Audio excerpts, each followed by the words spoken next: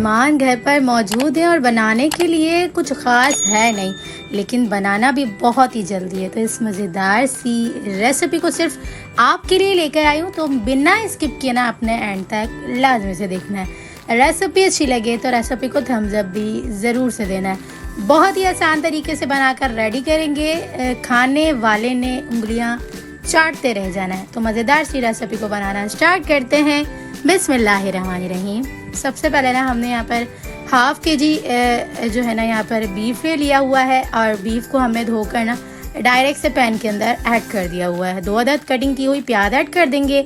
3 से 4 यहाँ पर चॉप किए हुए टमाटर ऐड कर दिए हुए हैं नॉर्मल साइज़ के। इसके साथ ही ना 1 अदद बड़ी इलायची, 2 अदद छोटी इलायची, बड़ी जो है वो दालचीनी का टुकड़ा, 3 से 4 लौंग ऐड करके 1 टेबल स्पून नमक, 1 टेबल स्पून लाल मिर्च पाउडर और हाफ टी स्पून हल्दी पाउडर ऐड करके यहाँ पर तकरीबन भी ना 3 to 4 टेबल स्पून तेल ऐड करके ना यहाँ पर हमें सिंपल देगची को चूल्हे के ऊपर रख देना है। उसके बाद जब ये अच्छे से भुनना यानी कि पकना स्टार्ट होने लग जाएगी ना, तो साथ ही हमने यहाँ पर लहसुन और अदरक का पेस्ट भी 1.5 टेबल स्पून ऐड कर देना है। अच्छी से मिक्सिंग करनी है, ज़्यादा भुनाई नहीं करनी है क्योंकि हमने इसे गलने के लिए डायरेक्ट से छोड़ना है, क्योंकि हम झटपट सी रेसिपी बना रहे हैं, तो इसलिए हम एक साथ ही इसे बाद में अच्छे से भून लेंगे।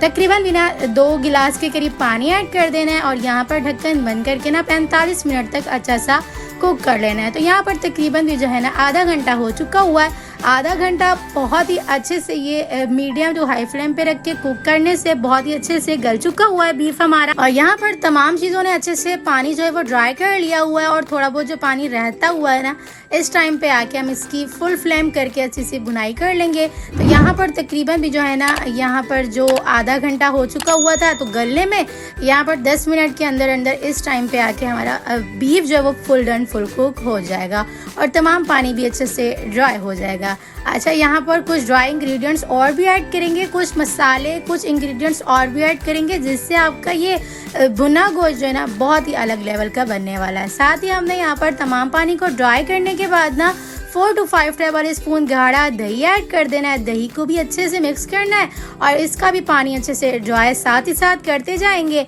और इसके साथ ही ना एंड में हमने यहाँ पर एक मेन इंग्रेडिएंट्स जो कि बहुत ही ज़रूरी है इस रेसिपी के, ऐड करेंगे और बहुत ही मज़ेदार उम्दा किस्म की ये रेसिपी बन के रेडी होगी।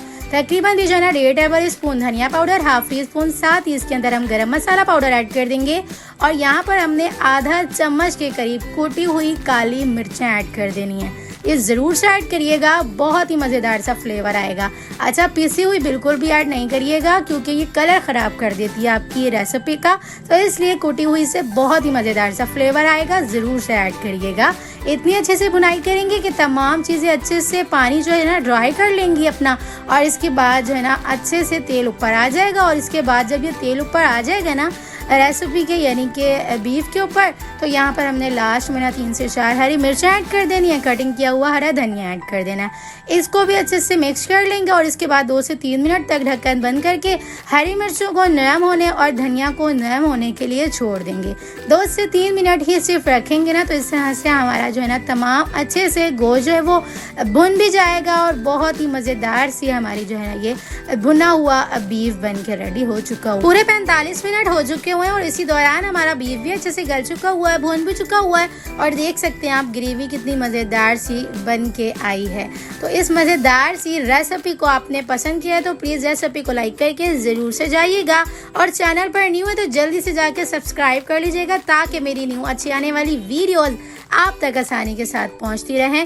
अच्छा, यहाँ पर 45 मिनट के अंदर अंदर आप मेहमानों को भी डील कर सकते हैं और इस रेसिपी को भी बनाकर मज़ेदार सा रेडी कर सकते हैं। तो इस रेसिपी को आप नान, चपाती, पराठे के साथ भी इंजॉय कर सकते हैं, लेकिन मैंने इसे जो है ना वो रोगनी नान जो कि कुलचा कहते हैं जिसे उसके साथ इंजॉय किया था। तो देख सकते हैं आप गोश्त भी कितने अच्छे से गल चुका हुआ है। अच्छा, अगर आप बीफ को जो है ना वो कुकर में गला लेंगे ना, तो इससे कम टाइम में आपकी ये रेसिपी बन के रेडी हो सकती है।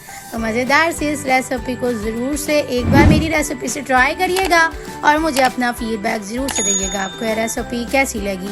तो चलें फिर मिलते हैं नेक्स्ट वीडियो में। जब तक अपना ख्याल रखिएगा, मुझे दुआओं में याद रखिएगा। मिलते हैं नेक्स्ट वीडियो में बहुत ही आसान, सिंपल और यूनिक सी रेसिपी के साथ। अल्लाह हाफ़िज़।